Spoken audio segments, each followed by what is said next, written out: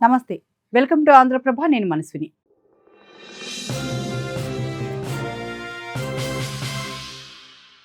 Middle ఈస్ట్‌లో మరో యుద్ధానికి సిద్ధమైనట్లే కనిపిస్తుంది. ఈసారి ఏకంగా అగ్రరాజ్యం అమెరికానే విరుచుకుపడుతోంది.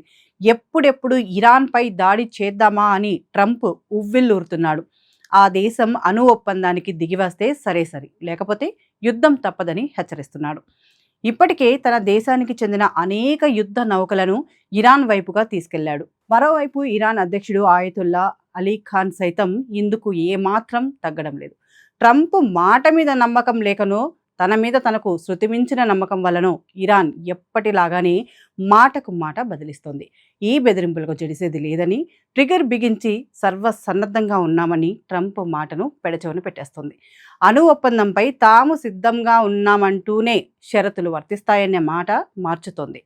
తద్వారా మధ్యప్రాచ్యంలో మరో యుద్ధం జరగనుందా అనే అనుమానాలు వ్యక్తమవుతున్నాయి. గత ఏడాది ఇరాన్ అణు కేంద్రాల మీద తాము దాడులు చేయడంతో పాటు వందలాది మందిని మట్టుబెట్టి రాత్రికి రాత్రి వెనుజులా అధ్యక్షుడిని తరలించిన ఇటీవల ఘటనను పదే గుర్తు చేస్తూ అంతకంటే ఘాటుగా గట్టిగా దెబ్బ కొడతానని ఇరాన్ పాలకులను ట్రంప్ హెచ్చరిస్తున్నారు.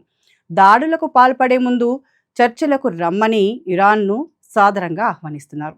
అణ్వాస్త్రాలకు చోటు లేని సమన్యాయబద్ధమైన ఒప్పందం కుదరాలని అంటూనే ఆ చర్చలు జరగాలంటే ఇరాన్ ముందుగా సంపూర్ణంగా అస్త్ర సన్యాసం చేయాలని చెప్తోంది. యురేనియం శుద్ధిని పూర్తిగా నిలిపివేయడం, ఖండాంతర క్షిపణుల తయారీపై అమెరికా కొత్త నిబంధనలకు తలొగ్గడం, పశ్చిమాసియాలో ఇరాన్ అనుకూల గ్రూపులైన హమాస్, హౌతీ వంటి తిరుగుబాటు సంస్థలకు సహాయ సహకారాలు పూర్తిగా నిలిపివేయడం వంటివి కొన్ని ఉన్నాయి. గత ఏడాది జూన్లో జరిగిన కొద్ది రోజుల యుద్ధంలో ఇరాన్ వందలాది క్షిపణులను ఇజ్రాయెల్ మీదకు ప్రయోగించింది.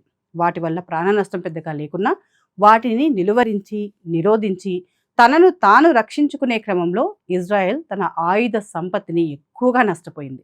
ఐరన్ డోమ్ సంస్థ చాలా బాగా పనిచేసినప్పటికీ దాని నిర్వహణకు అమెరికా డాలర్లను కుమ్మరిస్తే తప్ప సాధ్యం కాదని నిపుణులు చెప్తున్నారు. ఇజ్రాయెల్ దగ్గరున్న క్షిపణి నిరోధక వ్యవస్థల బలహీనతలు, వైఫల్యాలను కూడా ఆ దాడులు మిగతా ప్రపంచానికి ఎత్తిచూపాయి.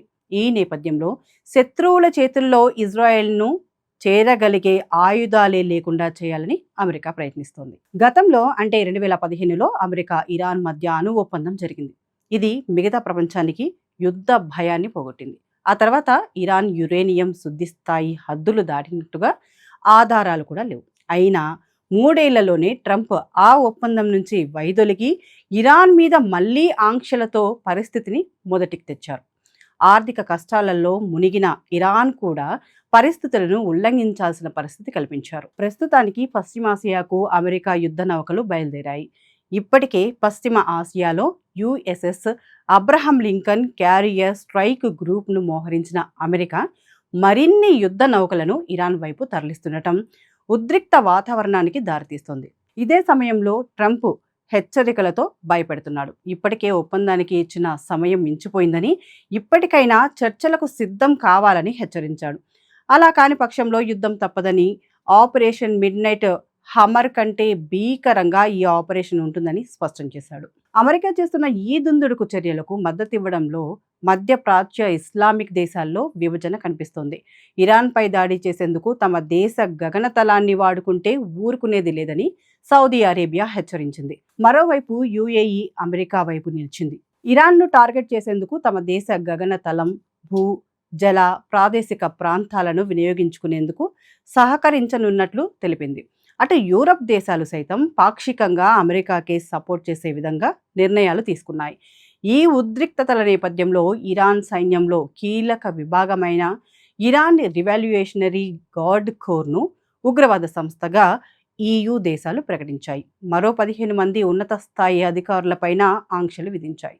ఇరాన్ ప్రదర్శనకారులపై దమనకాండకు పాల్పడినందుకే వీరిపై చర్యలు తీసుకుంటున్నామని EU చెప్పినా పరోక్షంగా ట్రంప్కు సపోర్ట్ చేయడానికి ఈ నిర్ణయం తీసుకున్నారని విశ్లేషకులు చెబుతున్నారు. ఇటు ఇజ్రాయెల్ మాత్రం ఇరాన్పై విరుచుకుపడుతోంది. తమపై గనక దాడులు చేస్తే చూస్తూ ఊరుకోబమని హెచ్చరించింది. తాము విరుచుకుపడతామని చెబుతోంది.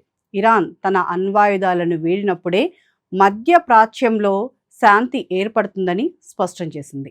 ఈ విషయంపై స్పందించిన రష్యా, ఇరాన్, అమెరికాల మధ్య సంప్రదింపులకు ఇప్పటికీ అవకాశం ఉందని చెప్పింది. ఇరాన్ పై ఎలాంటి సైనిక చర్య తీసుకున్నా అది ఆ ప్రాంతంలో భద్రతాపరంగా సమస్యలను సృష్టిస్తుందని స్పష్టం చేసింది. ఈ వివాదంతో సంబంధం ఉన్న వారందరూ సమస్య పరిష్కారానికి బలప్రయోగం చేయకుండా సంయమనం పాటించాలని కోరింది. అయినా కూడా ట్రంప్ మాట వినడం లేదు. ఖచ్చితంగా ఆ దేశంలో రెజ్యూమ్ చేంజ్ చేసేందుకైనా సిద్ధమే అని ప్రకటనలు గుప్పిస్తున్నారు. ఈ క్రమంలో అమెరికా విదేశాంగ మంత్రి మార్క్ రూబియో కీలక వ్యాఖ్యలు చేశారు. Iran supreme leader ఆయతుల్లా Ali Khamenei తొలగిస్తే అధికారం ఎవరి చేతుల్లోకి వెళ్తుందో ఎవరికీ తెలియదన్నారు. సెనేట్ ఫారిన్ రిలేషన్స్ కమిటీ ముందు ఇచ్చిన వాంగ్మూలంలో రూబియో ఈ వ్యాఖ్యలు చేశారు. ఇరాన్ అంశం వెనిజులా కంటే చాలా సంక్లిష్టంగా ఉంటుంది. ప్రస్తుతం అక్కడ ఉన్న ప్రభుత్వం ఎన్నో ఏళ్ల నుంచి పాతుకుపోయి ఉందని, అలాంటి పరిస్థితుల్లో రెజ్యూమ్ చేంజ్ జరిగితే ఏమవుతుందన్నది చెప్పలేమన్నారు. దీన్ని బట్టి చూసుకుంటే ఖమేనీ ప్రభుత్వాన్ని కూలదూసి ఆయనను మదురోలో లాగా ఎత్తుకెళ్లినా ఆశ్చర్యపోనక్కర్లేదని తెలుస్తోంది. అయితే ఇప్పటికీ ఐక్యరాజ్య సమితి ఈ ఉద్రిక్త వాతావరణంపై కనీసం చర్యలు తీసుకునేందుకు ముందుకు రావడం లేదు. ఈ విషయంపై వెంటనే చర్చలు జరిపి చర్యలు తీసుకోవాలి. వీలైతే రెండు దేశాల మధ్య అణు ఒప్పందం జరిగేలా ఒప్పించాలి. ఉద్రిక్తతలను తగ్గించే ప్రయత్నం చేయాలి. ఇరు దేశాల కోరిక మేరకు తగిన నిర్ణయాలు తీసుకోవాలి.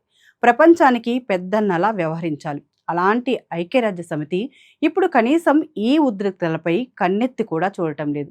దీన్ని బట్టి కూడా అమెరికాకు ఐక్యరాజ్య సమితి ఏ విధంగా కీలుబొమ్మలా మారిందో అర్థం చేసుకోవచ్చు.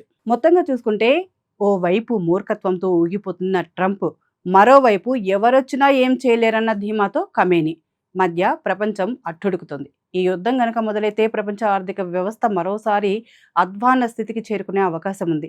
బంగారం, వెండి ధరలు మరింత పెరిగి ప్రజల నిత్యావసరాలపై ప్రభావం చూపించే అవకాశము ఉంది. మరి ఈ యుద్ధం మొదలవుతుందా? ఒకవేళ మొదలైతే ఎన్ని రోజులు సాగుతుంది? ఇది ప్రపంచంపై ఎలాంటి ప్రభావం చూపుతుంది అన్నది తెలియాలంటే వేచి చూడాల్సిందే.